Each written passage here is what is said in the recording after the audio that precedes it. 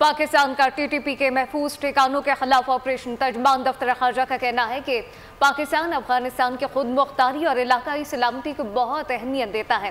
पाकिस्तान अफगान अवाम के लिए जद्दोजहद और एहतराम करता है, लेकिन अफगानिस्तान में इक़्तिदार में मौजूद बाज़ अनासिर टीटीपी की सरपरस्ती करते आए हैं। मज़ीद कहा कि तर्जुमान ने कहा कि अफगानिस्तान में इक़्तिदार में मौजूद बाज़ अनासिर टीटीपी और पाकिस्तान के खिलाफ बतौर प्रॉक्सी इस्तेमाल हुए।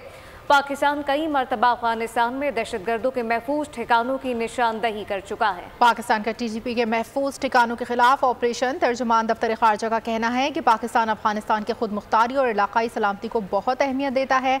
पाकिस्तान अफगान अवाम के लिए बेहद एहतराम रखता है, लेकिन अफगानिस्तान में इक़्तिदार में मौजूद बाज़ अनासिर टीटीपी की सरपरस्ती कर रहे हैं। तर्जुमान ने मज़ीद कहा, अफगानिस्तान में इक़्तिदार में मौजूद बाज़ अनासिर टीटीपी को पाकिस्तान के खिलाफ बतौर प्रॉक्सी इस्तेमाल कर रहे हैं। पाकिस्तान कई मरतबा अफगानिस्तान में दहशतगर्दों के महफूज ठिकानों की निशानदही कर चुका है।